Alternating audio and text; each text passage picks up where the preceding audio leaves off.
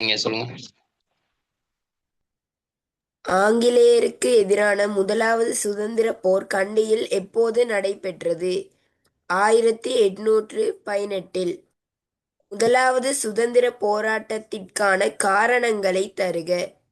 தமக்கு என அரசன் ஒருவன் இல்லை என்று கண்டி மக்களுக்கு ஏற்பட்ட ஏக்கம் மற்றும் பிரித்தானியரின் ஆட்சியின் போது பௌத்த சமயம் அழிந்துவிடும் என்று மக்களுக்கு ஏற்பட்ட அச்சம். தமது பழக்கவழக்கங்களை மதிக்காது பிரித்தானியரால் மேற்கொள்ளப்பட்ட ஆட்சி நடவடிக்கைகளால் மக்களுக்கு ஏற்பட்ட குழப்பம். அப்போது ஊவாவின் அரசாங்க அதிபராக இருந்தவர் யார்? ஊவா அரசாங்க அதிபராக செயல்பட்டவர் சில்வெஸ்டர் வில்சன். எவ்வாறு சுதந்திர போராட்டம் ஆரம்பமாகியது? துரைசாமியை கைது செய்ய சென்ற ஹிஜ்ரிமரிக்காரை கிளர்ச்சிக்காரர்கள் கொலை செய்தனர். அதைத் தொடர்ந்து அங்கு சென்ற அரசாங்க அதிபரும் லெப்டினன்ட் நியூமனும் கிளர்ச்சியாளர்களால் கொல்லப்பட்டார்கள். இச்சம்பவத்திலிருந்தே கிளர்ச்சி ஆரம்பமானது. இதனை வெள்ளஸ்த கிளர்ச்சி என்று கூறுவர். சுதந்திர போராட்டத்தை அடக்க ஊவா பிரதேசத்திற்கு ஆங்கிலேயர் யாரை அனுப்பினர்? ஊவா பிரதேசத்திற்கு பொறுப்பாக இருந்த மோரைவில கெப்பட்டிபொல திசாவை அனுப்பினர். கெப்பட்டிபொல அங்கு சென்று கிளர்ச்சிகளுடன் சேர்ந்து கொண்டான். கிளர்ச்சிகளுக்கு அவனே தலைமை தாங்கினான். சுதந்திர போராட்டத்தில் ஈடுபட்ட போராட்ட தலைவர்கள் சிலரை தருக. கெப்பட்டிபொல திசாவ அல்லது நிலமே, மடுகல்ல திசாவ, கிவுலேகெதர மொஹொட்டல்ல, பிலிமத்தலாவ, பூட்டாவே ரெட்டேரால, ஓஹோ குமுரேரால. போராட்டம் பரவிய இடங்களையும் தருக. வெள்ளஸ்ஸ, தும்பரை, ஹிரிபஸ்துவ, மாத்தளை, நுவரகலாவிய, சப்ரகமுவ, ஏழுகோரளை. ஒவ்வொரு பகுதிக்கும் தலைமை தாங்கிய கிளர்ச்சி தலைவர்களை தருக. கெப்பட்டிபொல நிலமே ஊவா வெள்ளஸ்ஸ பகுதி. மடுகல்ல திசாவை தும்பரை பகுதி. உடகம்பா நிலமே தும்பரை பகுதி. பிலிமெத்தலாவை ஏழுகோரளை பகுதி. 1818 ஆண்டு நடத்தப்பட்ட போராட்டம் தோல்வி அடைந்தமைக்கான காரணங்களை தருக. போராட்டம் திட்டமிட்டு நடத்தப்படவில்லை. எல்லா கிளர்ச்சி தலைவர்களுமே ஒரே நேரத்தில் தாக்குதலை மேற்கொள்ளவில்லை. இதனால் போராட்டத்தை அடக்குவது ஆங்கிலேயருக்கு இலகுவானதாக அமைந்தது. ஆங்கிலேயரால் கிளர்ச்சியை அடக்க கடுமையான முறைகள் பின்பற்றப்பட்டமை. கிளர்ச்சியை அடக்க ஆங்கிலேயர் பால்நிலக் கொள்கையை கடைப்பிடித்தார்கள். போராட்டக்காரர்களின் வீடுகளையும் பயிர்களையும் தீயிட்டு கொளுத்துவதே பால்நிலக் கொள்கையாகும். போராட்ட தலைவர்களிடையே முரண்பாடுகள் ஏற்பட்டமை.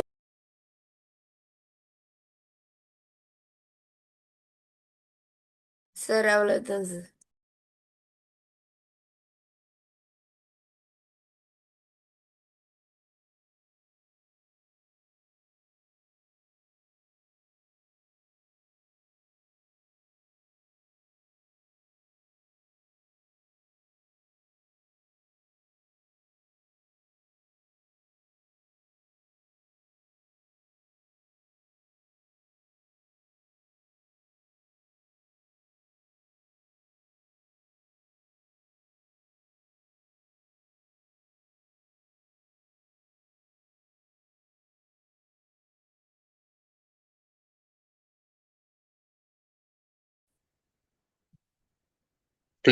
சாரி, இந்த கனெக்ஷன் கட் ஆயிட்டு வைஃபை போட்டிருக்கேன் அப்பையும்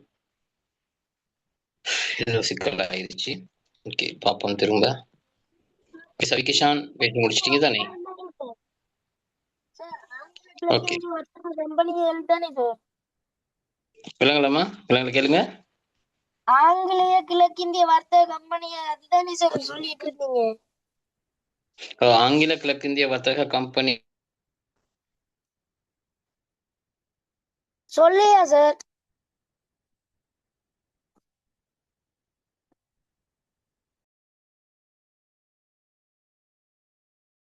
இல்ல, அது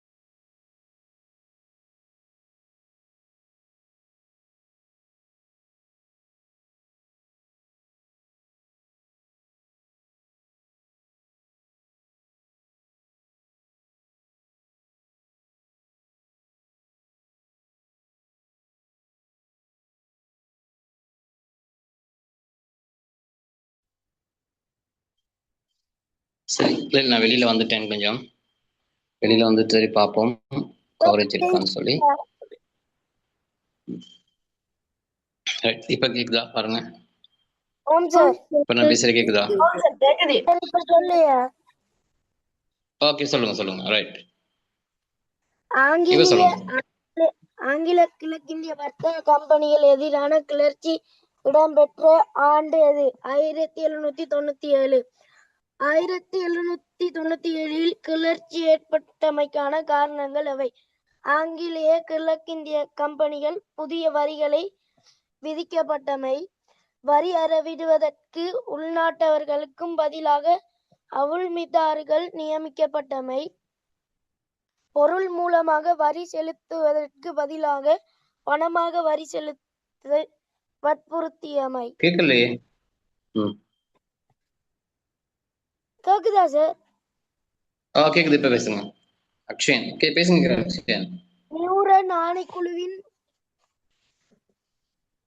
இசுமாரிகள் அவை. புதிய வரிகள் நீக்கப்படல் வேணும். அவுமில்லாதவர்களுக்கு பதிலாக உள்நாட்டவர்கள் நியமிக்கப்படும். சார் கிளியர் இல்ல, இப்ப பேசுங்க. இப்ப விளங்கப்படுத்துங்க. இப்ப என்ன சார்? இப்ப பேசுங்க, விளங்கப்படுத்துங்க குயிக்கா. போயிட்டு வருது. ஆட்சி என்றால் என்ன? கரையோர பிரதேசத்தில் பொருளாதார நடவடிக்கைகள் ஆங்கிலேய கிழக்கிந்திய வர்த்தக சங்கத்தினாலும் அரசியல்கள் நடவடிக்கை பிரித்தானிய அரசியலாலும் இணைந்து மேற்கொள்ளப்பட்ட ஆட்சியே இரட்டை ஆட்சி எனப்படும். ஆங்கிலேய வர்த்தக கம்பெனியிடம் காணப்பட்ட பொறுப்புகள் அவை. வர்த்தகம், வரி விதிப்பு. பிரித்தானிய அரசாங்கத்திடம் காணப்பட்ட பொறுப்புகள் அவை. நிர்வாகம், பாதுகாப்பு. Okay sir. ஓகே. ஒபினா, கிளிக் பண்ணுங்க. ஒபினா. ஓம் சார். என்ன சொல்ல போறீங்க? சார் கேள்வியா சொல்லட்டுமா? கிளிக் பண்ணுங்கம்மா. Okay sir. ஒல்லாந்தர் ஆசியாவிற்கு வருகை தருவதற்கான காரணம் யாது? மத ரீதியான முரண்பாடு காரணமாக இஸ்பானிய மன்னனான 2ஆம் பிலிப் லிஸ்பன் துறைமுகத்திற்கு வருவதை தடை செய்தான். இதன் காரணமாக வாசனை பொருட்கள் உள்ளிட்ட வர்த்தக பொருட்களை பெற்றுக் கொள்வதற்கு ஆசியா நாட்டிற்கு வரும் நிலை ஏற்பட்டது. ஒல்லாந்து கீழை தேச வர்த்தக கம்பெனி எத்தனையாம் ஆண்டு அங்கு நிறுவப்பட்டது? 1602ஆம் ஆண்டு ஜாவா தீவில் உள்ள பத்தேவியா எனும் இடத்தில். முதலாம் விமலதர்ம சூரிய மன்னன் காலத்தில் இலங்கைக்கு வருகை தந்த ஒல்லாந்து தளபதிகளை தருக. ஜோரிஸ் வான் ஸ்பில்பேர்ஜென், சிவில்தவர். 1638ஆம் ஆண்டு போர்த்துகீயரிடம் ஒல்லாந்தரால் கைப்பற்றப்பட்ட கோட்டை எது? மட்டக்களப்பு. இலங்கை மீது ஆதிக்கம் செலுத்திய ஐரோப்பிய இனத்தவர்கள் யாவர்? போர்த்துகீயர், ஒல்லாந்தர், ஆங்கிலேயர். ஒல்லாந்து கீழை தேச மத்திய நிலையம் எது? ஜாவாவில் உள்ள பத்தேவியா. இலங்கை கரையோரத்திலிருந்து போர்த்துகீயரை வெளியேற்ற ஒல்லாந்து உதவியை நாடிய முதல் கண்டி மன்னன் யார்? முதலாம் விமலதர்ம சூரியன். ஒல்லாந்து வர்த்தகர்களை போர்த்துகலின் லிஸ்பன் துறைமுகத்திற்கு வருவதை தடை செய்த இஸ்பானிய மன்னன் யார்? 2ஆம் பிலிப்.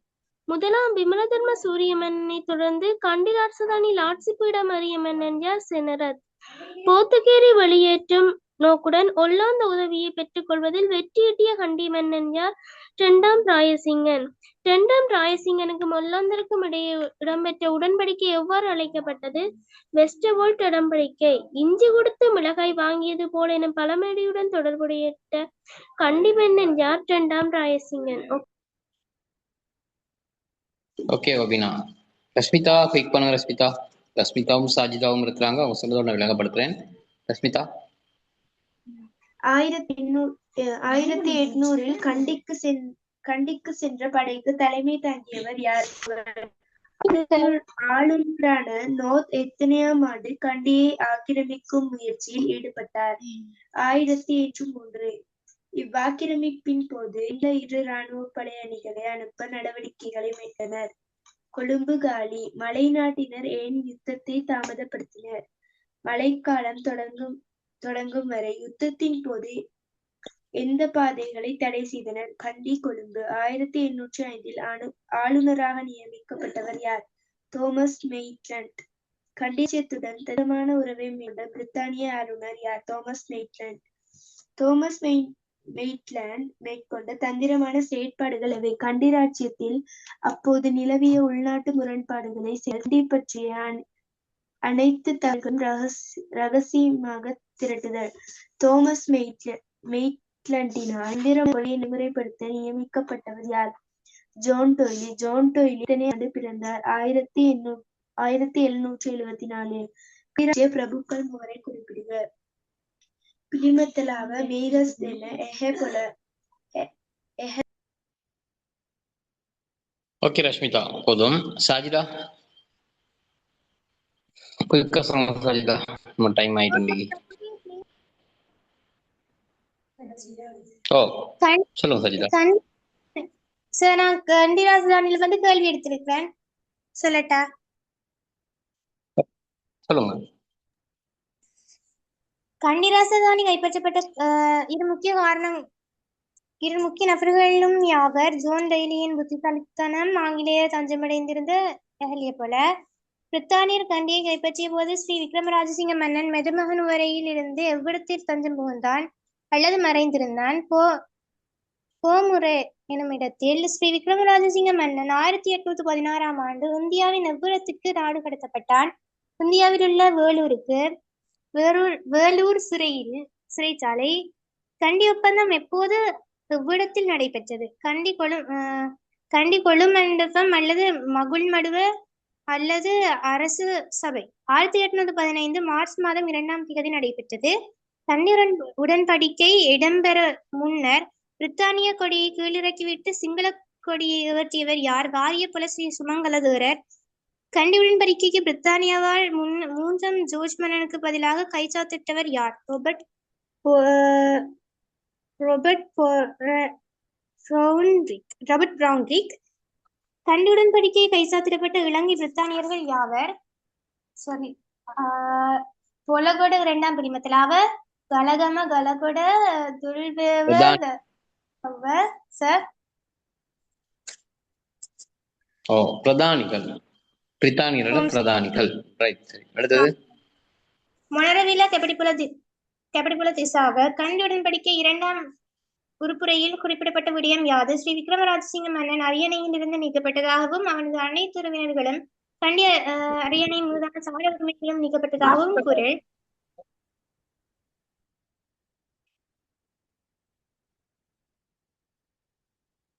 ஓகே, சரி. எல்லாரும் ஏதோ விளங்கப்படுத்திட்டீங்க, விஷயங்கள் சொல்லிட்டீங்க. சரியா? சரி பிள்ளை, இப்போ இதில் நாங்கள் இன்றைக்கு பார்க்க வேண்டிய விஷயங்கள் இலங்கையினுடைய, அதாவது பிரித்தானியர் காலத்தில் இலங்கையின் பொருளாதார வளர்ச்சி, எப்படி இலங்கையில் பொருளாதார வளர்ச்சி ஏற்பட்டது. இன்றைக்கு இருக்கின்ற நிறைய மாற்றங்கள், வளர்ச்சிகள் எல்லாமே பிரித்தானியருடைய காலத்தில் ஏற்படுத்தப்பட்டவை தான். இன்றைக்கு நாங்கள் பயன்படுத்துகின்ற நிறைய விடயங்கள் பிரித்தானியர் காலத்தில் கிடைக்கப்பெற்றவை. உதாரணத்துக்கு இலங்கையில் இருக்கிற பெருந்தர்களாக இருக்கலாம், இலங்கையில் இருக்கிற புகையிரத பாதைகளாக இருக்கலாம், போக்குவரத்து எல்லாமே பிரித்தானியர் காலத்துல இலங்கையில அறிமுகம் செய்யப்பட்டவை தான். தொழிற்சாலைகள், இயந்திரங்கள் எல்லாம், கல்வி, நாங்கள் படிக்கிற கல்வி, இது எல்லாமே பிரித்தானியருடைய காலத்துல, பொல்லாந்தர் போர்த்துகேயர் காலத்திலும் இருந்தது. ஆனா அது முழுமையாக எல்லாருக்கும் கிடைக்கக்கூடிய சந்தர்ப்பமாக அமைந்தது பிரித்தானியருடைய காலத்துல. இந்த பாராளுமன்ற ஆட்சி முறை, இப்படி நிறைய நல்ல விஷயங்கள் இன்றைக்கு எல்லாமே பிரித்தானியர் வருகைக்கு பிறகு இலங்கையில ஏற்படுத்தப்பட்டவை. அப்ப அதே மாதிரி பொருளாதாரத்துறையிலையும் இருக்கிற இந்த சுய தேவை பொருளாதாரம்னு சொல்றது இல்லாமல் போய் வீழ்ச்சி அடைந்து வர்த்தக பொருளாதாரமாக மாற்றம் அடைஞ்சதும் இந்த பிரித்தானியர் காலத்துல தான். அதுவரை காலமும் இலங்கையில இருந்தது சுய தேவை பூர்த்தி பொருளாதார முறை. அதாவது எங்களுக்கு தேவையான உணவு உற்பத்தி, தேவையான பொருட்களை எங்களோட நாட்டுல உற்பத்தி செய்து தன்னிறைவு அடைந்திருந்த ஒரு பொருளாதார முறை இருந்தது. இறக்குமதியும் செய்யப்பட்டது, தேவையான இங்கு இல்லாத சில பொருட்கள் இறக்குமதி செய்யப்பட்டது, இங்க எந்த பொருட்கள் ஏற்றுமதியும் செய்யப்பட்டது, ஓரளவுக்கு தான் இருந்தது. ஆனா பிரித்தானியர் வந்ததுக்கு பிறகு உணவுப் பொருட்களும் இறக்குமதி செய்யப்பட்டது, பெருந்தோட்ட பயிற்சிகள் அறிமுகப்படுத்தப்பட்டது. ஆகவே பணப்புழக்கம் அதிகரித்தது. இப்படி நிறைய மாற்றங்கள், பொருளாதாரத்துல மாற்றங்கள் ஏற்பட்டு வர்த்தக பொருளாதாரமாக அது மாற்றம் அடைந்தது. அப்ப இந்த பிரித்தானியர் வந்தனால என்னென்ன மாதிரியான மாற்றங்கள் ஏற்பட்டது, அது இலங்கையில எவ்வாறான செல்வாக்கை செலுத்தியது அப்படிங்கிற விஷயம் தான் இந்த பாடத்துல படிக்க போறோம். நிறைய விஷயங்கள் இதுல இருக்குது. பெருந்தோட்ட பயிற்சிகை, அவங்க வந்தனால் ஏற்படுத்தப்பட்ட பயிர்கள் என்னென்ன, எப்படி வந்தது, இது அவ்வளவு விஷயம் நாங்கள் படிக்க போறோம். ரைட். அதில் பாருங்க, முதலாவது இந்த பிரித்தானியர் கால பொருளாதார வளர்ச்சியில பிரித்தானியர் இந்த நாட்டில தமது ஆட்சியை நிலைநிறுத்தி கொண்ட பின்னர் அதுவரை நிலவிய பொருளாதார முறையை வர்த்தக பொருளாதாரமாக மாற்றி அமைத்தனர். அப்ப அதுவரை இருந்த பொருளாதாரம்னு சொல்றது சுய தேவை பூர்த்தி பொருளாதாரம், அதாவது தன் நிறைவு பொருளாதாரம். தங்களுடைய நாட்டு மக்களுக்கான தேவைகள் நிறைவு செய்யப்பட்ட ஒரு பொருளாதார முறை தான் இருந்தது. அந்த பொருளாதார முறையைத்தான் இவங்க என்ன செய்யறாங்க, வர்த்தக பொருளாதாரமாக மாற்றி அமைக்கிறாங்க. இந்த 1833 நடைமுறைப்படுத்திய கோல்புக் சீர்திருத்தத்தின் மூலம் அவ்வகையான பொருளாதார முறை ஒன்றை உருவாக்குவதற்கு நடவடிக்கைகளை மேற்கொண்டனர். யார் காலத்துல? கோல்புக் கமரன் சீர்திருத்தம். இந்த கோல்புக் கமரன் சீர்திருத்தத்தை தான் நாங்க 1848 கிளர்ச்சிக்கு மூல காரணம்னு சொல்லி படிச்சிருக்கோம். அவர்தான் இரண்டாவது சுதந்திர போருக்கு முக்கியமான காரணம். அவங்களுடைய சீர்திருத்தம் தான் பிரச்சனையாக இருந்தது. அதனால தான் போராட்டம் இடம்பெற்றதுன்னு படிச்ச விஷயம் ஞாபகம் இருக்கும். அப்ப இந்த கோல்புக் கமரன் வந்தது 1833 தான் அவங்க என்ன செஞ்சாங்க, யாப்பை சீர்திருத்தம் செஞ்சாங்க. ஏதாவது யாப்பை ஒன்று அமைச்சு மாற்றத்தை ஏற்படுத்தினாங்க. 1833 முதலாவது சீர்திருத்தம் கொண்டுவரப்பட்டது கோல்புக் கமரன் என்பவர்களால. கோல்புக்ன்ற ஒருத்தர், கமரன்கிறது இன்னொருத்தர். சரி, 2 பேரும் சேர்த்தா இந்த சீர்திருத்தத்தை கொண்டு வந்தாங்க. சரி பாருங்க, அடுத்தது பிரித்தானியரால் அறிமுகப்படுத்தப்பட்ட சீர்திருத்தம் பொருளாதாரத்தில் மட்டுமன்றி சமூக விடயங்களிலும் முக்கியமான மாற்றங்களுக்கு வழிவகுது. நிறைய விஷயங்களை என்ன இருக்குது, மாற்றி ஏற்படுத்தி பொருளாதாரத்துல மட்டும் இல்லாம சமூக விடயங்களையும் மாற்றங்களை அது ஏற்படுத்தி இருக்குது. இப்ப நல்லா தெரிஞ்சுக்கணும், இலங்கையில பிரித்தானியர் காலத்துல பொருளாதாரத்துறையில மாற்றத்தை ஏற்படுத்துறதுக்கு முக்கியமாக பங்களித்தது பிரித்தானியருடைய முதலாவது அரசியல் யாப்பு. 1833 யாப்பு தான் முக்கிய காரணமாக அமைந்தது. பிரித்தானியர் பெருந்தோட்ட செய்கையை ஆரம்பிப்பதற்கு முன்னர் காணப்பட்ட பொருளாதார நிலை. பிரித்தானியர் பெருந்தோட்ட செய்கை ஆரம்பிக்கிறதுக்கு முன்னுக்கு நாங்க பார்க்கணும், ஏற்கனவே உள்ள விஷயம்தான். இலங்கையில பிரித்தானியர் பெருந்தோட்டத்துறையை ஆரம்பிக்கிறதுக்கு முதல்ல காணப்பட்ட பொருளாதார முறை. இந்த பெருந்தோட்டத்துறையில குறிப்பாக இலங்கையில பிரித்தானியரால் தான் அறிமுகம் செய்யப்பட்டது. ஒல்லாந்தர் பெருந்தோட்ட பயிர்கள் பரந்த அளவு நிலப்பரப்புல நீண்ட காலத்தில் விளைச்சலை எதிர்பார்த்து மேற்கொள்ளப்படுகின்ற பயிற்சிகை. சாதாரணமான விளக்கம் இதுதான். பெரிய பரந்த பிரதேசத்துல பயிற்சிகை மேற்கொள்ளப்படுகிறது. அந்த பயிற்சிகை என்ன செய்யணும், நீண்ட காலத்துல தான் விளைச்சலை தரும். ஆனா விளைச்சல் தந்ததுக்கு பிறகு அது நீண்ட காலம் தொடர்ச்சியாக விளைச்சலை தந்து கொண்டே இருக்கும். அதனூடாக அதிக லாபத்தை சம்பாதிக்கலாம். அதை அடிப்படையாக கொண்டுதான் பிரித்தானியர் இலங்கையில பெருந்தோட்ட பயிற்சிக்கை ஆரம்பிச்சாங்க. பிரித்தானியர் சொல்றாங்க, ஏற்கனவே இலங்கையில் இருக்கிற இந்த சுய தேவை பொருளாதாரத்தை வைத்து எங்களால அதிகமாக லாபத்தை ஈட்ட முடியாது. அதனால லாபம் ஈட்டக்கூடிய பொருளாதார முறை ஒன்றுக்கு தான் அவங்க போறாங்க. அந்த பொருளாதார முறை தான் இவங்களுடைய இந்த பெருந்தோட்ட பயிற்சியை ஆரம்பித்து அதனூடாக லாபத்தை சம்பாதிக்கின்ற முறை. அப்ப பிரித்தானியர் இலங்கைக்கு பெருந்தோட்டத்துறையை ஆரம்பிக்கிறதுக்கு முதல், இப்ப பெருந்தோட்டத்துறை எப்ப ஆரம்பிச்சிருக்கோம், 1833 கோல்புக் கமரன் சீர்திருத்தத்தினூடாக தான் ஆரம்பிக்கப்பட்டிருக்கணும். அதுக்கு முன்னர் இலங்கையில இருந்த பொருளாதார நிலை என்ன, எப்படி இருந்தது அப்படிங்கிறத அந்த பாடத்துல நாங்க அடுத்து படிக்கிற விஷயம் தான் இங்க போடப்பட்டிருக்கு. பாருங்க, பிரித்தானியரின் நாட்டிற்கு வரும்போது ராசரட்டை நாகரிகத்திலிருந்து விருத்தியுற்று கிராமிய விவசாயத்தை அடிப்படையாக கொண்ட பொருளாதார முறை ஒன்றில் ஆங்கிலேயர் இங்க வரும் வரை போர்த்துகேயர் ஒல்லாந்தர் காலத்திலேயே இந்த கிராமிய பொருளாதாரம் தான் இருந்தது. அது அப்படியே இருந்தது. அதுக்கு மாற்றங்கள் பெருசா போர்த்துகேயராலும் ஒல்லாந்தரையும் அதுக்கு செய்யப்படலை. ஒல்லாந்தர் கோபி பயிற்சிக்கு ஆரம்பிச்சாங்க, அவங்களால முழுமையாக என்ன செய்ய முடியல. அதுக்குள்ள ஆங்கிலேயர் ஒல்லாந்தரை விரட்டிட்டு இலங்கையின் கரை பிரதேசங்களை கைப்பற்றி கொண்டார்கள். எப்படி இருந்தாலும் ராசரட்டை நாகரிகம்னு சொல்றது அனுராதபுரம், பொலன்னறுவை, ராசதானிகளை தான் இந்த ராசரட்டை நாகரிகம் சொல்றது. உலர்வலய பிரதேச நிர்வாகம், உலர்வலய பிரதேசங்கள். ராசரட்டை நாகரிகம்னு சொல்றது அனுராதபுரத்தையும் பொலன்னறுவையும் சேர்த்து சொல்றதுதான் ராசரட்டை நாகரிகம். அப்ப அங்கிருந்து விருத்தியுற்று வந்த கிராமிய விவசாயத்தை அடிப்படையாக கொண்ட பொருளாதாரம் ஒன்று, கிராமத்துல இருந்த ஒரு விவசாயத்தை அடிப்படையாக கொண்ட பொருளாதார முறை தான் இலங்கையில இருந்தது. யார் வருவதற்கு முன்னர்? பிரித்தானியர் வருவதற்கு முதல்.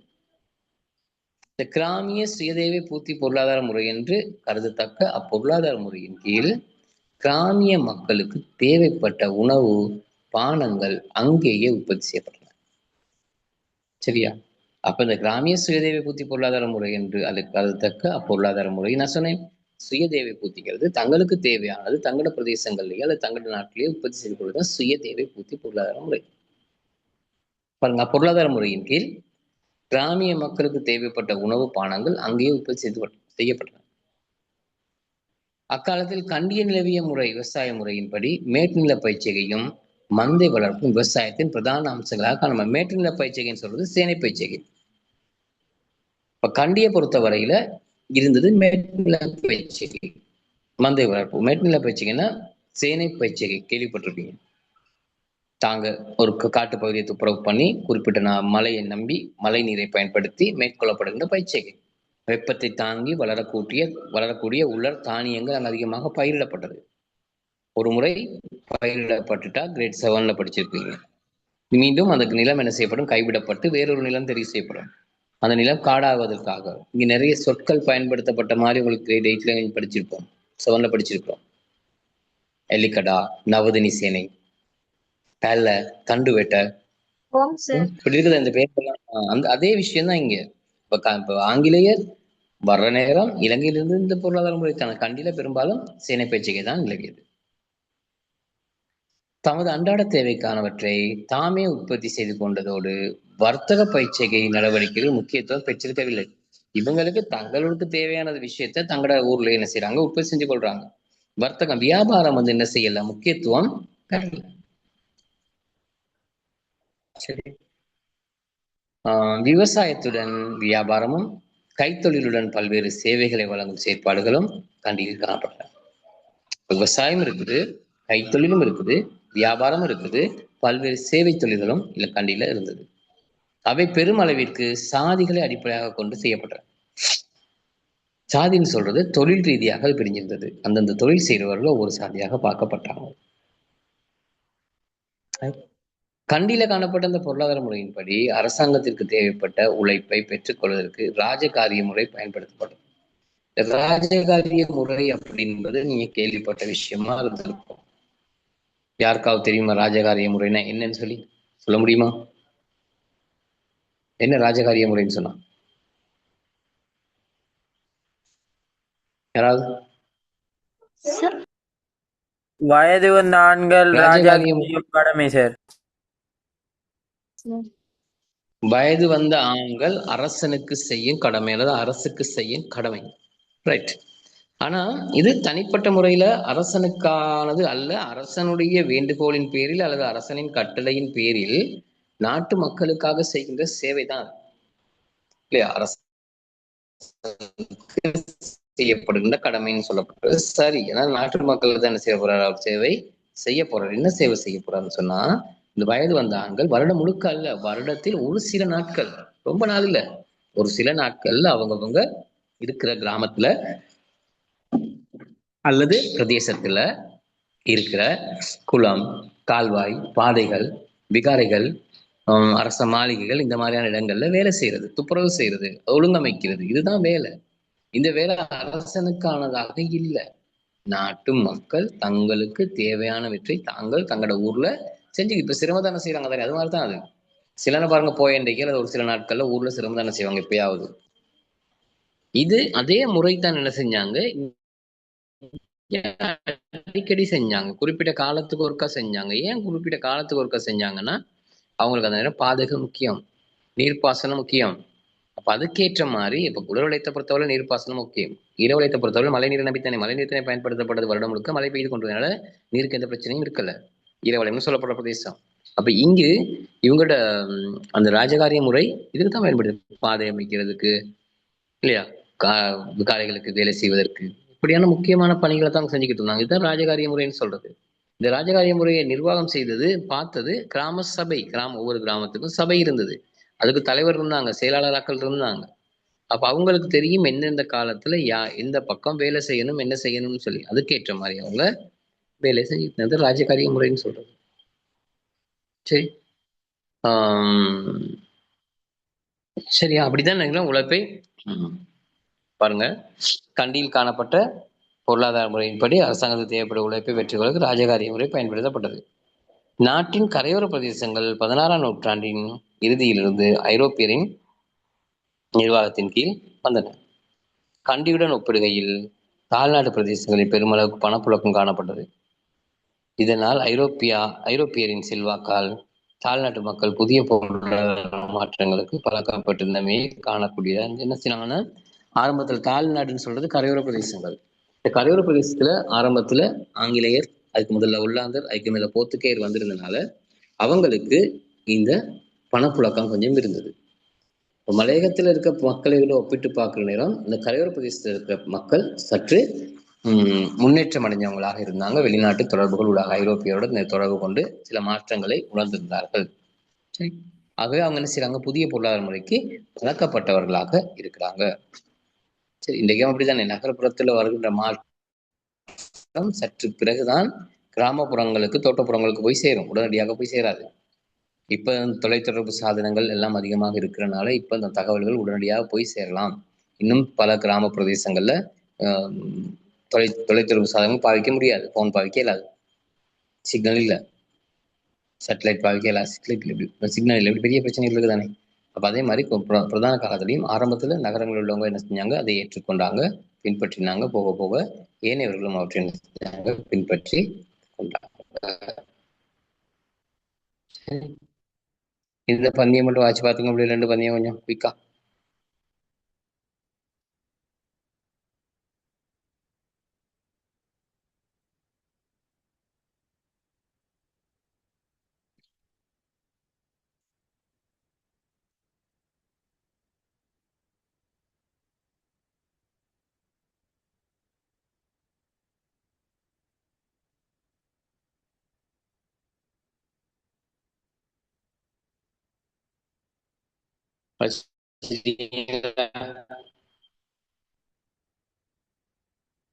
ஆம் சார்.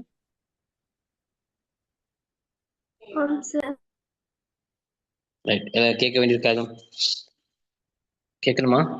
கேட்கணும்னா கேளுங்க, இந்த அது விளங்காம இருந்தா கேளுங்க. நானும் எனக்கு வீட்டுள்ள போக முடியாது, போனா கவரேஜ் இல்லை. வைஃபை இருக்கு, வைஃபை பக்கத்துல தான் உட்கார்ந்துருக்கேன் இப்ப. அப்பயும் அதுவும் எடுத்து கொடுக்குது, என்ன பிரச்சனைன்னு தெரியல. எல்லா பக்கமும் இந்த பிரச்சனை இருக்கா அப்படின்னு தெரியல.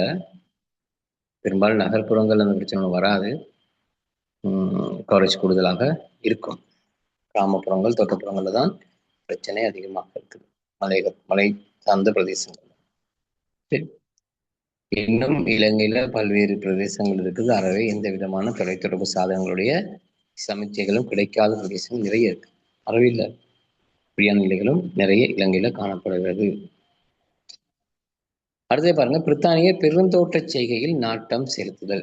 பிரித்தானியர் என்ன செய்யறாங்க, பெருந்தோட்ட செய்கையில் நாட்டம் செலுத்துறாங்க, ஆர்வம் காட்டுறாங்க.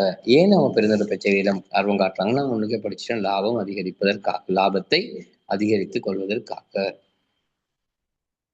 பாருங்க, தாம் கைப்பற்றி கொள்ளும் நாடுகளில் கிடைக்கும் வளங்களிலிருந்து உச்ச பயன்பாட்டை பெற்று கூடிய லாபத்தை ஈட்டிக் கொள்வது பிரித்தானியரின் குடியேற்ற கொள்கையில் காணப்பட்ட துலக்கமான அம்சம், முக்கியமான அம்சம்னு சொல்றாங்க. என்ன சொல்றாங்க அவங்க, தாம் கைப்பற்றிக் கொள்ளும் நாடுகள்ல கிடைக்கும் வளங்களிலிருந்து உச்ச பயன்பாட்டை பெற்றுக்கொள்ளணும், அதிக லாபத்தை பெற்றுக்கொள்ளணும். இதுதான் பிரித்தானியில காணப்பட்ட ஒரு கொள்கை. அந்த கொள்கை அடிப்படையில் தான் செயல்பட்டாங்க. இப்ப கொள்கை அடிப்படையில செயல்படுறதுனால அவங்க என்ன செஞ்சாங்க, வெற்றி பெற்றாங்க. அவங்களுக்கு தேவை இருந்தது இலங்கையை கைப்பற்றணும். முதலாவது கரையோர பிரதேசத்தை கைப்பற்றினார்கள், பிறகு முழு இலங்கையும் கைப்பற்றினார்கள். நீண்ட காலம் ஆட்சி செஞ்சாங்க. நீண்ட காலம் ஆட்சி செஞ்சு நிறைய மாற்றங்களை அவர்கள் ஏற்படுத்தினார்கள். பாருங்க, 1815 கண்டி ராச்சியம் உட்பட முழு நாட்டினதும் ஆட்சி அதிகாரத்தை பெற்றுக்கொண்ட பின்னர் இந்நாட்டில் காணப்பட்ட மரபு முறையான விவசாய பொருளாதார துறையில் ஊடாக தாம் எதிர்பார்க்கும் நலன்களை அடைந்து கொள்ள முடியாது என்பதை ஆங்கிலேயர் விளங்கி கொண்டனர். இவங்க பாக்குறாங்க, நாங்க லாபம் பெறணுமா இருந்தா இந்த மரபு ரீதியிலான விவசாயத்தை வைத்து எங்களால் என்ன செய்ய முடியாது, லாபம் பெற முடியாது. அப்ப அதுக்கு மாற்றாக என்ன செய்யணும், பெருந்தோட்ட பயிற்சியை ஆரம்பிக்கணும்னு சொல்றாங்க. சரி, ரைட். பாருங்க, ஆங்கில விளங்கிக் கொண்டனர். அதற்கமைய தமது வருமானத்தை பெருக்கிக் கொள்வதற்காக பொருளாதார சீர்திருத்தம் ஒன்றை மேற்கொண்டனர். அதன் விளைவாக வர்த்தக பயிற்சிகையில் கவனம் செலுத்தியதை காண. இவ்வளவு காலம் அவங்க விவசாயம் தான் செஞ்சுக்கிட்டு இருந்தாங்க. மக்கள் விவசாயம் செஞ்சாங்க, நல்ல உணவு உற்பத்தி இருந்தது, பிரச்சனை இல்லை. ஆனா ஆங்கிலேயர் காலத்துல ஆங்கிலேயர் செலவு செய்ததை உடனடியாக பெற்றுக்கொள்ளணுங்கிறதுக்காக என்ன செய்யறாங்க, அந்த பயிற்சிகை முறையை மாற்றி அமைக்கிறாங்க. அப்ப இது இங்கே பெரிய மாற்றத்தை பெருந்தோட்டத்தை ஆரம்பிக்கிறாங்க, பெரிய மாற்றத்தை ஏற்படுத்த ஆரம்பித்தது. பாருங்க, இந்நாட்டின் வருமானத்தை அதிகரித்துக் கொள்வதற்காக பொருளாதாரத்துறையில் ஏற்படுத்தப்பட்ட வேண்டிய சீர்திருத்தங்கள் என்னவென்பதை கண்டறிவதற்காக 1929 கோல்புரூக் ஆணைக்குழுவினர் இலங்கைக்கு வந்தனர். முதல்ல சொல்லப்பட்ட விஷயத்தை திரும்பி என்ன செய்யறாங்க, வந்த இருந்து சொல்ல போறாங்க. அதனால அதை கொஞ்சம் மறந்துடாம யோசிச்சு முன்ன பின்ன அது மாறி மாறி இருக்கும். இப்ப ஏன் வர்றாங்கன்னா, இலங்கையில இருந்து அவங்களுக்கு இருக்கிற பிரச்சனை என்னன்னு பாக்குறதுக்கு தான் வராங்க. சரி, கோல்புரூக் ஆணை இலங்கைக்கு வருகை தந்தது 1833 நடைமுறைப்படுத்தப்பட்ட கோல்புரூக்கின் ஆலோசனைகளால் பெருந்தோட்ட செய்கையின் வெற்றிக்கு தேவையான பின்னணி இந்நாட்டில் ஏற்படுத்தப்பட்டது. இங்க சொல்லப்பட்ட அந்த விஷயம் 1833 நடைமுறைப்படுத்தப்பட்ட கோல்புரூக்கின் ஆலோசனைகளால் பெருந்தோட்ட செய்கையின் வெற்றிக்கு தேவையான பின்னணி இந்நாட்டில் ஏற்படுத்தப்பட்டது. பெருந்தோட்ட செய்கையின் வளர்ச்சிக்கு பங்களித்த கோல்புரூக்கின் ஆலோசனைகள் பலவும் கீழே தரப்பட்டுள்ளன. அந்த ஆலோசனைகள் மூலம் தனியார் துறையை ஊக்குவித்து பொருளாதாரத்தை வளர்ப்பதன் மூலம் நீண்ட காலகட்டத்தில் அரசாங்கத்தின் வருமானத்தை பெருக்கிக் கொள்வதற்கு திட்டமிடப்பட்டது. இப்ப பிரித்தானியத்தை உங்களுக்கு ஒரு கேள்வி உங்களோட கேட்கலாம், கோல்புரூக் அமரன் இலங்கைக்கு வருகை தந்ததற்கான காரணம் என்ன? சாதாரணமான ஒரு காரணம் தான், இலங்கையிலிருந்து பிரித்தானியர் கிடைக்கிறது. நான் பேச கேக்குது இல்லையா? கவரேஜ் இருக்குது, எல்லாருக்கும் கேக்குது இல்லையா?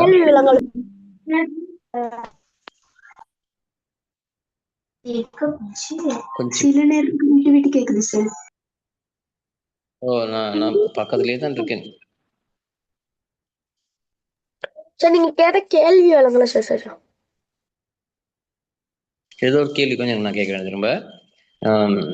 இல்ல, நான் கோல்புரூக் அமரன் இலங்கைக்கு வந்ததுக்கான காரணங்கள் கேட்டிருந்தேன். என்ன காரணத்துக்காக வந்தாங்க, இலங்கையிலிருந்து பிரித்தானியர் கிடைக்கிற லாபம் போதல, அந்த லாபத்தை அதிகரிக்கிறதுக்கு என்ன வழி, என்ன செஞ்சா இலங்கையில லாபத்தை அதிகரிக்கலாம்னு சொல்லி ஆய்வு செய்து அறிக்கை சமர்ப்பிப்பதற்காக தான் கோல்புரூக் அமரன் இலங்கைக்கு வருகை தந்தாங்க. அந்த கோல்புரூக் அமரன் இலங்கைக்கு வந்ததுக்கு பிறகு அவங்க என்ன மாதிரியான நடைமுறைகளை முன் வச்சாங்க, என்ன சொன்னாங்க, என்ன சீர்திருத்தத்தை முன் வச்சாங்கன்னு தான் அடுத்த கட்டம் படிக்கணும். அதை படிக்கிறதுக்கு முதல்ல இந்த பிரித்தானியுடைய பெருந்தோட்ட செய்கையில் நாட்டம் செலுத்துதல் அதான் கொஞ்சம் முதல் 3 துண்டை மட்டும் வாசிக்கொள்ளுங்களேன். அவங்க மேற்கொண்ட நடவடிக்கைகள் என்னன்னு சொல்லி பார்ப்போம். நாங்க பார்க்கறதுக்கு முதல்ல மேலோட விடயங்களை குயிக்கா பார்த்துக்கொள்ளுங்க, விளங்குற மாதிரி பார்த்துக்கொள்ளுங்க.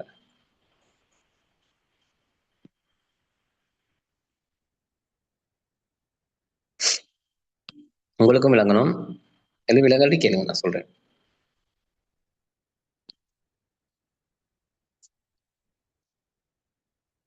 நாங்க எழுதிருக்கலையே, அப்படி லாஸ்ட் வீக்கும் நாங்க எழுத வேண்டிய விஷயங்கள் இருக்குது. கொஞ்சம் பார்ப்போம், இன்றைக்கு முடியுமா தான் எழுதிக்கொள்ள பார்ப்போம். நம்ம 5 நிமிஷம் தான் இருக்குது.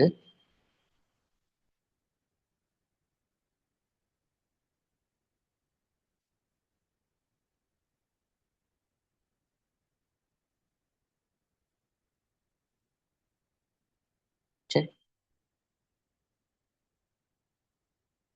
கோல்புரூக் ஒரு கேள்வி கேட்கலாம். கோல்புரூக் அமரன் இலங்கைக்கு வருகை தந்ததுக்கான காரணம் என்னன்னு கேட்டா அதுக்கு தான் நீங்க பதில் சொல்லணும். யாருக்கு சொல்ல முடியும் அந்த கேள்விக்கான விடை? கோல்புரூக் கமரன் இலங்கைக்கு வருகை தந்தமைக்கான காரணம், அல்லது கோல்புரூக் கமரன் ஆணைக்குழு வருகை தந்தமைக்கான காரணம் என்ன சொல்லுவீங்க? சார் இலங்கையின் வருமானம் குறைந்தமைக்கான காரணங்களை கண்டுபிடிச்சு அவங்க கொண்டு போயிட்டு சொல்றதுக்காக தான். ரைட். வேற யாரும்? வேற யாரும்? ஏன் வந்தாங்க? சார் வர்த்தக நோக்கத்திற்காக சரியா? சார். இன்னும் 2 காரணம் சொல்லியிருக்கீங்க தானே. அவங்க வந்ததுக்கான பிரதானமான காரணம் என்னன்னா, இலங்கையிலிருந்து பிரித்தானியர் லாபத்தை பெற்றுக்கொள்றதுக்கு தான் கைப்பற்றினாங்க. ஆனா இலங்கையை கைப்பற்றினதுக்கு பிறகு பிரித்தானியருக்கு லாபத்தை விட செலவு அதிகமாக இருந்தது. அதற்கான காரணத்தை அறிந்து அறிக்கை சமர்ப்பிப்பதற்காக தான் கோல்புரூக் கமரன் வந்தாங்க. ஏன்னா அவங்க வந்தது லாபம் சம்பாதிக்கிறதுக்கு, லாபம் சம்பாதிச்சு இங்கிருந்து அனுப்பணும் பிரித்தானியருக்கு. ஆனா இலங்கையில இருந்த ஆளுநர்கள் என்ன செய்யறாங்கன்னா, ஒவ்வொரு வருடமும் இலங்கையினுடைய நிர்வாக செலவுக்காக சம்பளம் வழங்குவதற்காக பிரித்தானியா காசு கேட்கிறாங்க. தாய்நாட்டினுடைய கொள்கை, தாய்நாடுன்னு சொல்லி பிரித்தானியாவுடைய கொள்கைல இருக்கல்ல, தான் கைப்பற்ற நாடுகளுக்கு உதவி செய்யறது.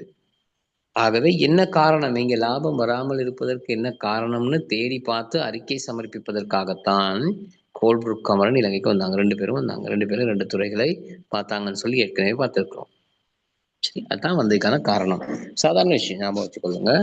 சொல்ல வாரீங்க, ஆனா சின்ன சின்ன மாற்றங்களோடு அதை சொல்லிக்கோங்க. அதுல கோல்புரூக் கமரன் சொல்லப்பட்ட சீர்திருத்தங்கள் தான் நாங்க முன்னுக்கு 818ஆம் ஆண்டுல படிச்சோமே.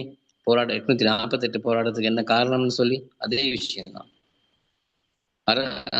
அரசாங்க காணிகளை விற்கும் கொள்கை ஒன்றை சேர்ப்பதுதான் தரிசு நில சட்டம்னு சொன்னோம். நிலச்சட்டம்னு சொல்லி பார்த்தோம்.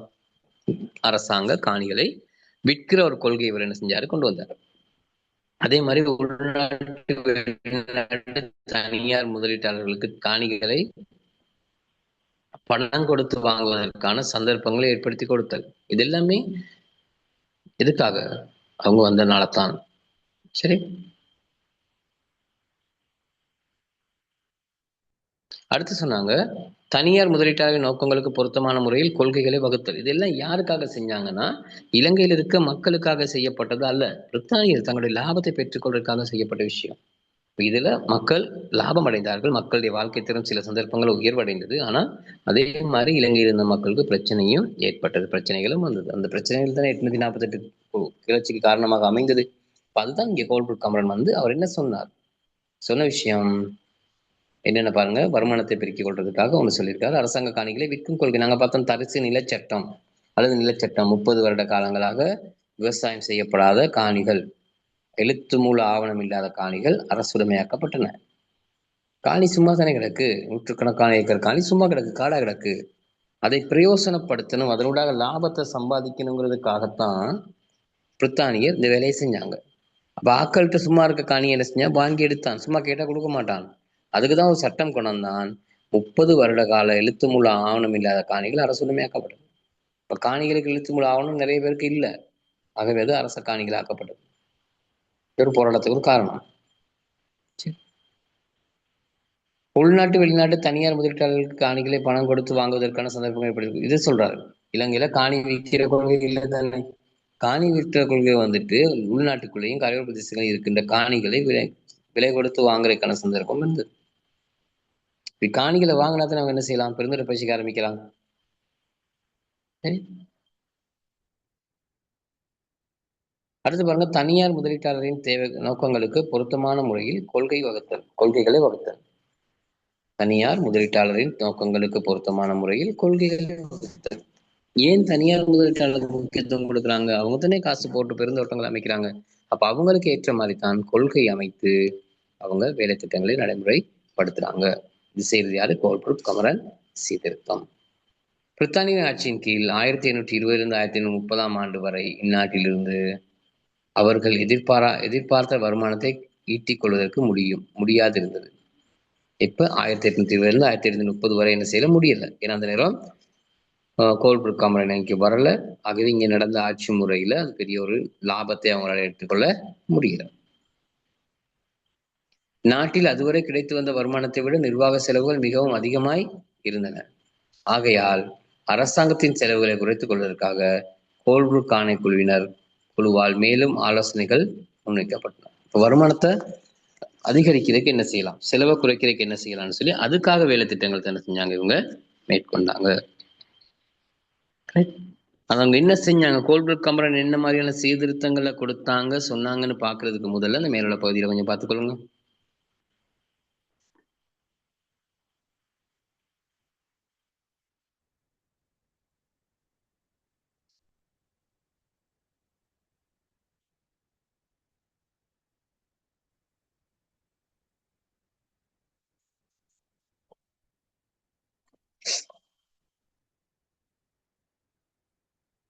பார்த்துட்டு ஓகே நான் சொல்லுங்க, பார்த்துட்டேன்னு சொல்லி. இதுல இந்த விளங்காததுகள் இருந்தா உடனே கேளுங்க, என்ன விளங்கலன்னு சொல்லி.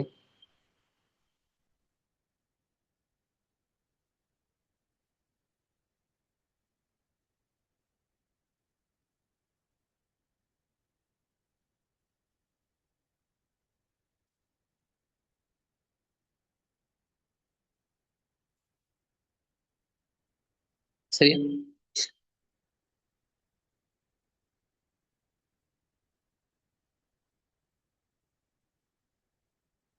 இப்ப இந்த கோல்புரூக் கமரன் வருகை தந்துட்டாங்க. வருகை தந்தவர்கள் கரையோர பிரதேசத்திலும் சரி, மலையோர பிரதேசத்திலும் சரி வந்து மக்களோடையும் பிரதானிகளோடையும் அரச உத்தியோகத்தர்கள் எல்லாத்தோடையும் என்ன செய்யறாங்க, கலந்து ஆலோசிக்கிறாங்க. கலந்து ஆலோசித்து என்ன காரணம், இங்கே வருமானம் குறைகிறதுக்கு என்ன காரணம்னு சொல்லி அதையெல்லாம் ஆய்வு செய்து ஒரு அறிக்கை ஒன்றை சமர்ப்பிக்கிறாங்க. அப்ப அவங்க சொல்றாங்க, இலங்கையில வருமானத்தை அதிகரிக்கணும்னா என்ன செய்யணும்? கேளுங்க. போர்த்துகீஸ்ல வந்து இரட்டை ஆட்சிக்கு பிறகு வந்து எந்த ஆட்சி இடம்பெற்றது? முடிக்குறி ஆட்சி. ஆமா, முடிக்குறி ஆட்சி 1800 அந்த காலத்துக்கு தானே 1798 இருந்து 1802 வரை இரட்டை ஆட்சி தானே. அந்த இரட்டை ஆட்சி தோல்வி அடைய 1802ஆம் ஆண்டு முடியாட்சி, மன்னராட்சி. அந்த மன்னராட்சி தான் தொடர்ந்து போய்கொண்டிருந்தது. அந்த மன்னராட்சியில தான் இவங்களுக்கு இந்த பிரச்சனைகள்லாம் என்ன செய்யப்பட்டது, ஏற்பட்டது. மன்னர் அங்க இருக்கிறார், இங்க இலங்கையிலிருந்து ஆள்றது ஆளுநர். மன்னன் சார்பாக ஆளுநர்கள் என்ன செய்யறாங்க, நிர்வாகம் செய்யறாங்க. அந்த காலத்துலதான் இந்த பிரச்சனை வந்தது. அந்த காலத்துல தான் இவங்க லாபத்தை ஈட்டிக் கொள்றதுக்காகவும் நடவடிக்கைகளை மேற்கொண்டாங்க. Okay sir, thank you. அப்ப இவங்க கோல்புரூக் வந்து சொல்றாரு, மலைநாட்டையும் தாழ்நாட்டையும் இணைத்து நிர்வாகம் நடக்குது. ஏன்னா இங்க மலைநாடு தனியாக, தாழ்நாடு கரையோர பிரதேசம் தனியாகன்னு சொல்லி நிர்வாகம் செய்யப்படுது. அப்ப 2 நிர்வாகம் செய்யப்பட்டால் செலவு அதிகம், அப்படித்தானே? ஒரே கட்டமைப்புல செய்யறதை விட 2 முறையில செஞ்சா செலவு அதிகம். வேலையாட்கள், அவங்களுக்கான கொடுப்பனவுகள், அவங்களுக்கான தங்குமிட வசதிகள் எல்லாம் இருக்கு தானே. காரியாலய வசதி போகும்போது நிறைய செலவு போகுது. அதனால கோல்புரூக் சொல்றாரு, கரையோரம் வேறையாக நிர்வாகம் செய்யறதும் மலையகம் வேறையாக நிர்வாகம் செய்யறதும் பொருத்தமற்றது. 2ஐயும் ஒன்றாக இணைத்து ஒரே நிர்வாகத்தின் கீழ் கொண்டு வந்தால் எங்களுக்கு செலவு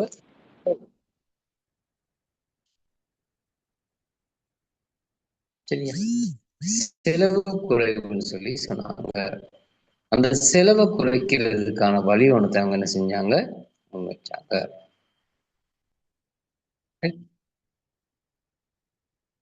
பல நிர்வாக செலவுகளை குறைத்துக் கொள்வதற்காக சில திணைக்களங்களை மூடுதலும் சிலவற்றை ஒன்றிணைத்தலும். கோல்புரூக் சொல்றாரு, வந்து ஆய்வு செஞ்சு சொல்றாரு, இது நிர்வாக செலவை நாங்க குறைக்கணும். சில காரியாலயங்கள் சும்மா இருக்குது, காரியாலயால எங்களுக்கு நிறைய சரி செலவு தான் அதிகமாக இருக்குது.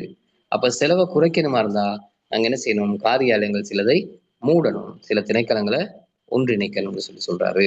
இப்படி செஞ்சா எங்களுக்கு என்ன செய்யும், செலவு குறையும். ஒவ்வொரு விஷயமா பாக்குறாங்க. லாபம், செலவை குறைக்கிறதுக்கு என்ன வழி, செலவை குறைச்சாதான் லாபம் கூடும். அதுக்கு என்ன வழியோ அதைத்தான் என்ன செய்யறாங்க, இந்த கோல்புரூக் கமரன் முன்வைக்கிறாங்க. அதே மாதிரி குடியியல் சேவையாளர்களின் தொகையை குறைத்தலும் அவர்களின் சம்பளத்தை குறைத்தலும். சிவில் சேவையாளர்கள்னு சொல்லி குடியியல் சேவையாளர்னு சொல்றது இவங்க பிரித்தானியர் காலத்தில் நியமிக்கப்பட்டிருந்தாங்க. அதுக்கு முன்னுக்குள்ள போர்த்துகீஸ் அந்த காலத்தில் இருந்தாங்க. இவங்களுடைய வேலை என்னன்னா, அவங்களுக்கு வழங்கப்பட்டிருக்கிற கிராமங்கள் அல்லது பிரதேசங்கள்ல இருக்கிற மக்களுக்கு தேவையான வசதிகளை செய்து கொடுப்பது. இந்த வசதிகளை செஞ்சு கொடுக்குறேன்னா என்னன்னா, அவங்களோட போயிட்டு அவங்கள்ட்ட இருக்க பிரச்சனைகள், அவங்களுக்கான தேவைகளை எல்லாம் கலந்து ஆலோசித்து அதை செய்து கொடுப்பது. அதை யாருக்கு செஞ்சு கொடுக்கணும், அவங்க செஞ்சு கொடுக்கறதல்ல, அவங்க இருக்கிற அரசாங்கத்துக்கு வந்து அவங்களுக்கு தேவையான விஷயங்களை சொல்லி அவற்றை பெற்றுக் கொடுக்கறது தான் சிவில் சேவையாளருடைய வேலை. இன்றைக்கும் இருக்கிறாங்க பாருங்க, அந்த சங்கவர்தன நிலதாரி அபிவிருத்தி உத்தியோகத்தர்கள் சொல்லி சொல்லப்பட்டிருக்கிறாங்க, அந்த மாதிரி ஆட்கள் இருக்கிறாங்க. அப்ப அந்த காலத்திலயும் பிரித்தானியர் சொல்றாங்க இது அவங்களோட வேலை. அப்ப இதுக்காக இவங்க என்ன பண்றாங்க, இவங்களோட ஆட்களை குறைக்கிறாங்க. இதுல இருக்க ஆட்கள் நிறைய பேர் இருக்கிறாங்க வேலைக்கு. அப்ப பிரித்தானிய கோல்புரூக் சொல்றாரு, இங்க ஆள் கூட வேலைக்கு, அவங்கள குறைங்க, ஆட்களோட எண்ணிக்கையை குறைச்சு அவங்களோட சம்பளத்தையும் குறைங்கன்னு சொல்லி சொல்றாங்க. ரைட்டா? அப்ப நாங்க முன்னுக்கு 48 போராட்டத்துக்கும் பார்த்தோம். சரி, போராட்டத்துக்கும் பார்த்தோம் தானே, அதே விஷயம் தான் இங்க.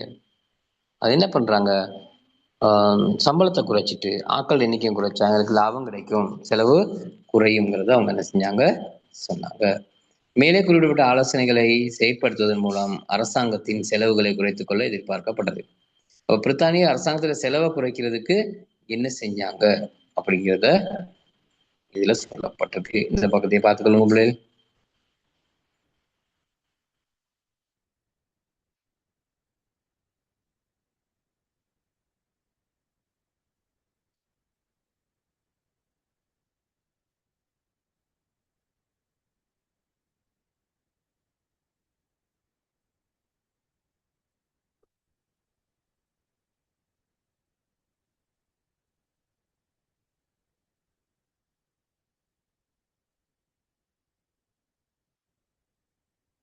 படிச்சு பாருங்க.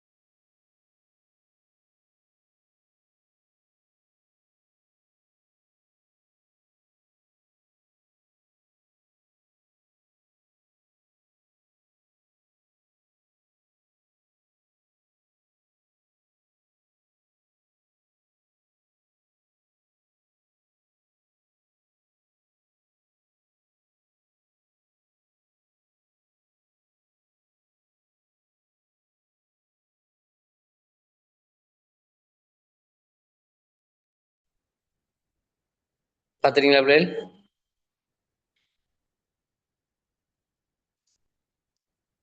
ஓகேயா? சரி, அடுத்து பாருங்க, இந்த அரசாங்கத்தின் காணிகளை விற்கும் கொள்கை.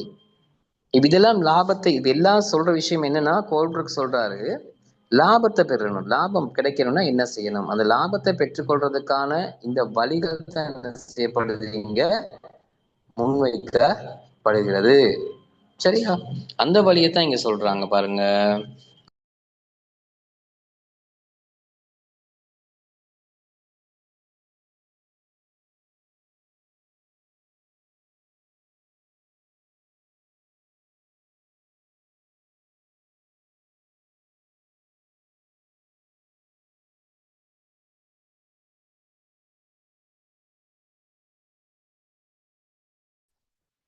சரியா பிள்ளைகள்? அதில் பாருங்க, காணிகளை விற்கும் கொள்கை, இதை மட்டும் பார்த்துக்கொள்வோம்.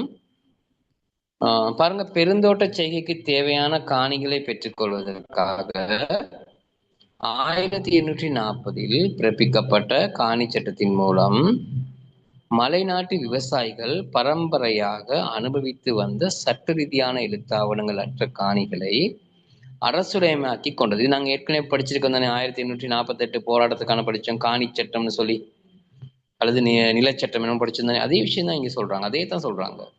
காணிகளை விற்கும் கொள்கை இவர் இங்க கொண்டு வந்தனால தான் எங்க போராட்டம் வந்தது 48. அப்ப அந்த போராட்டம் தான் இங்க என்ன செய்யப்படுது, சொல்லப்படுகிறது. அதுல பாருங்க, ரைட், 1848 பிறப்பிக்கப்பட்ட காணி சட்டத்தின் மூலம் மலைநாட்டு விவசாயிகள் பரம்பரையாக அனுபவித்து வந்த சட்ட ரீதியான எழுத்தாவணங்கள் அற்ற, அதாவது ஒப்பனையற்ற காணிகளை அரசுடைமையாக்கி கொண்டது. இது ஏன் இந்த வேலை செஞ்சாங்கன்னா, காணி சொந்தக்காரங்க நிறைய பேர் இருக்கிறாங்க, ஒரு காணிக்கும் நிறைய, ஒவ்வொருத்தருக்கும் நிறைய காணிகள் சொந்தம். அந்த காலத்துல செல்வந்தர்களுக்கு, பிரபுக்களுக்கு அந்த காணிகளை அரசாங்கம் கேட்டா, பிரித்தானியா கேட்டா கொடுக்க மாட்டாங்க. அதனாலதான் அவங்க என்ன பண்றாங்கன்னா, ஒரு சீர்திருத்தத்தை கொண்டு வராங்க, ஒரு கொள்கையை கொண்டு வராங்க. சரி, என்னன்னு கொண்டு வராங்க, இந்த காணியெல்லாம் நான் உங்களுக்கு தாரோம், நீங்களே வச்சுக்கொள்ளுங்க, ஆனா எழுத்து மூல ஆவணத்தை நீங்க காட்டணும். 30 வருடத்துக்கு முன்னுக்கு இருந்து இந்த காணி உங்களுக்கு தான் சொந்தம் அப்படிங்கிறத எழுத்து மூலமாக நீங்க என்ன செய்யணும், காண்பிக்கணும்னு சொல்றாங்க. ஆனா நம்ம மக்கள் கிட்ட காணி சொந்தமாக இருக்குது, எழுத்து மூல ஆவணங்கள் இல்ல. எழுத்து மூல ஆவணம் இல்லாத காணி எல்லாம் பிரித்தானிய அரசு தாங்கள் பெற்றுக்கொண்டு அதை வெளிநாட்டவர்களுக்கு என்ன செய்யறாங்க, ஐரோப்பியர்களுக்கு விற்கிறாங்க, குறைஞ்ச விலைக்கு விற்கிறாங்க. அந்த காணிகளை வாங்கிய ஐரோப்பியர்கள் என்ன பண்றாங்க, இலங்கையில பெருந்தோட்ட பயிற்சியை ஆரம்பிக்கிறாங்க. அப்ப இதன் மூலம் பிரித்தானியருக்கு அதிக லாபம் கிடைக்கிறது. இதுதான் நோக்கம். எப்படியாவது காணியை பிரித்தானியருக்கு, ஐரோப்பியருக்கு கொடுக்கணும், அதுக்கு வழி காணியை வாங்கி இருக்கிறதுக்கு வேற வழி இல்லை. ஆகவே இப்படி ஒரு சட்டத்தை கொண்டு வந்து அதனூடாக காணிகளை வாங்கி எடுத்தாங்க. சரி,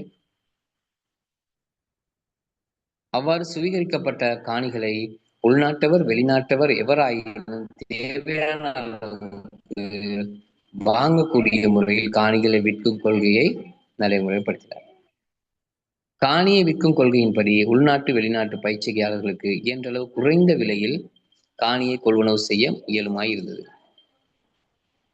அவ்வாறு வெளிநாட்டவருக்கு இந்நாட்டு காணியை பணம் கொடுத்து வாங்குவதற்கும் இங்கு வசிப்பதற்கும் வரையறுக்கப்பட்டிருந்த சட்டத்திட்டங்கள் அகற்றம். எல்லாமே நிறைய விஷயம். மன்னராட்சி காலத்துல இங்க ஆங்கிலேயருக்கு வேற ஐரோப்பியருக்கு காணி விற்க முடியாத கொள்கை நிறைய இருந்தது. அதையெல்லாம் இவங்க என்ன செஞ்சாங்க, இல்லாமாக்கி அவங்களுக்கு பணம் கொடுத்து காணிகளை வாங்குறதுக்கும் இங்கு வசிப்பதற்கும் வரையறுக்கப்பட்டுள்ள சட்டத்திட்டங்கள் அகற்றப்பட்டன. இதற்கமைய வெளிநாட்டு பெருந்தோட்ட பயிற்சியாளர் இலங்கைக்கு வந்து பெருந்தோட்ட செய்கையில் பணத்தை முதலீடு செய்தனர். இப்ப என்ன செய்யறாங்க, காணி விற்கிறாங்க, குறைஞ்ச விலையில காணி கிடைக்குது, அதுவும் பெருந்தோட்ட பயிற்சிக்கு பொருத்தமான காணியாக இருக்குது. ஆகவே வெளிநாட்டவர்கள் இலங்கையில வந்து காணிகளை வாங்கி அந்த காணிகள்ல பெருந்தோட்ட பயிற்சியை செய்யறாங்க. இதன் மூலம் பிரித்தானியருக்கு லாபம் கிடைக்குது. இன்னொருக்க நீங்க இந்த புத்தகத்தை வாசிக்கணும், பிள்ளைகள் சொல்ற விஷயங்களை திரும்ப திரும்ப வாசிக்கணும். வாசிச்சாதான் திரும்பியும் ஒரு காய்து விளங்கும். என்ன செஞ்சாங்க கோல்ப்ரூக், கமரன் சீர்திருத்தம், எதற்காக இலங்கைக்கு வந்தாங்க, அந்த வந்த காரணம் உங்களுக்கு தெரியும். இலங்கையில செலவை விட லாபத்தை விட செலவு அதிகமா இருக்குது. அதுக்கான காரணத்தை கண்டு அறிக்கை சமர்ப்பிப்பதற்காக தான் கோல்ப்ரூக் கமரன் இலங்கைக்கு வந்தாங்க. வந்தவங்க இங்க வந்து அதிகாரிகள்கிட்டையும் மக்கள்கிட்டையும் எல்லாத்திட்டையும் கலந்து ஆலோசித்து இங்க லாபம் குறைகிறதுக்கான காரணம் என்னன்னு தேடி பிடிச்சு கண்டுபிடிச்சு அதுக்கான ஒரு அறிக்கையை தான் முன்வைக்கிறாங்க. என்ன மாற்றங்களை செய்தால் லாபத்தை பெற முடியுங்கிற கொள்கையை முன்வைக்கிறாங்க, அவங்களோட கருத்தை முன்வைக்கிறாங்க. சரி, அந்த கருத்து தான் காணிகளை விற்கும் கொள்கை, முதலீட்டாளர்களுக்கு காணிகளை பணம் கொடுத்து வாங்குறதுக்கான சந்தர்ப்பத்தை எடுத்துக் கொடுக்கிறது, அதே மாதிரி தனியார் முதலீட்டாளர்களுக்கு ஏற்ற வகையில கொள்கைகளை திட்டமிடுறது, ராஜகாரிய முறையை ஒழிக்கிறது, இப்படி நிறைய விஷயங்கள் என்ன செஞ்சாங்க அந்த கோல்ப்ரூக் கமரனும் இலங்கையில சொன்னாங்க. அந்த விடயங்கள் பிரித்தானியருடைய லாபத்தை அதிகரிக்கிறதுக்கான வழியாக அமைந்தது. சரி, இதுல கடைசி ஒன்றுக்கு பாருங்க, தனியார் முதலீட்டாளர்கள் நோக்கங்களுக்கு பொருத்தமான முறையில் கொள்கை திட்டங்களை வகுத்தது. அப்ப அதுக்கேற்ற மாதிரி என்ன செய்யறாங்க, கொள்கை திட்டங்களையும் வகுக்கிறாங்க. சட்டவாக்க கழகத்தை பிரிந்துபடுத்திருக்க ஐரோப்பிய முதலீட்டாளருக்கு சந்தர்ப்பம். இந்த கோல்ப்ரூக் யாப்புக்குள்ள படிப்போனாங்க, யாப்பு இருக்குது, இதுக்கு அடுத்த பாடம். அதுல யாப்புக்குள்ள பாத்தீங்கன்னா பிரித்தானியருக்கு முக்கியத்துவம் கொடுக்குறாங்க. ஏன் முக்கியத்துவம் கொடுக்குறாங்கன்னா, சட்டவாக்க கழகத்துல கூட சட்டவாக்கம் சட்ட நிர்வாகம்னு 2 அமைப்புகளை உருவாக்கி அதுதான் இன்றைய பாராளுமன்ற வளர்ச்சிக்கு காரணமாக அமைந்தது, இங்கிருந்து ஆரம்பிக்கப்பட்டது. அப்ப அதனூடாக ஐரோப்பியர்களுக்கு சந்தர்ப்பம் வழங்குறாங்க. அந்த சட்டவாக்க கழகத்திலையும் சட்ட நிர்வாக கழகத்திலையும் ஐரோப்பியருக்கு சந்தர்ப்பம் வழங்குறாங்க. ஏன், அவங்க தான் இங்க முதலீடு செஞ்சு பெருந்தோட்டம் செய்யறாங்க. அப்ப இங்க நிர்வாகம் செய்யும் போது அவங்களுக்கு சார்பான கொள்கை தான் என்ன செய்யப்படணுங்கிறதுக்காக அதுக்கேற்ற மாதிரி செஞ்சாங்க.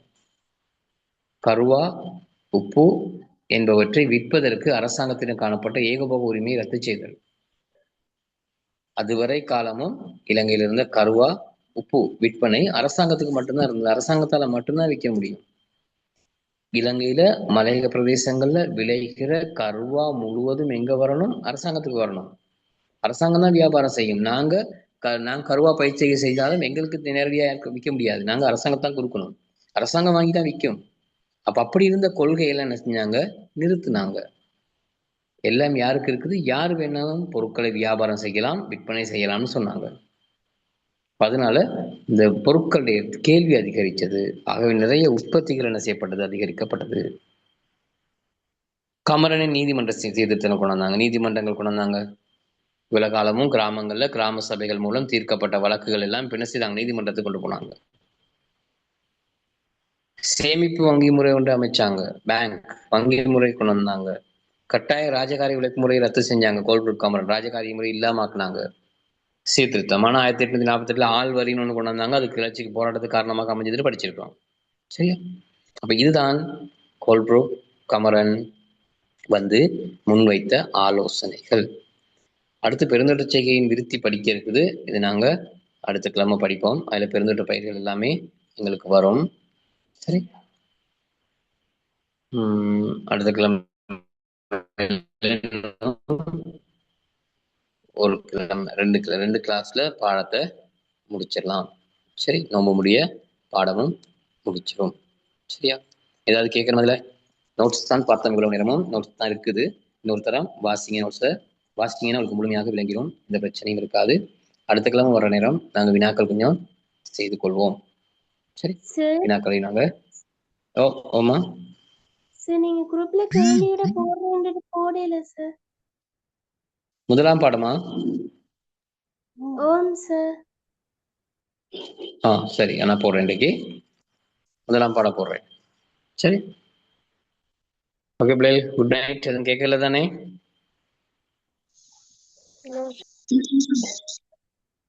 Night. Bye sir, good night sir, thank you sir. Bye sir, Bye. thank you sir, good night sir. Night.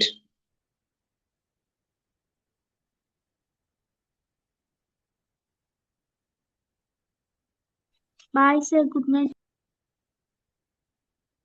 Good night. Good night.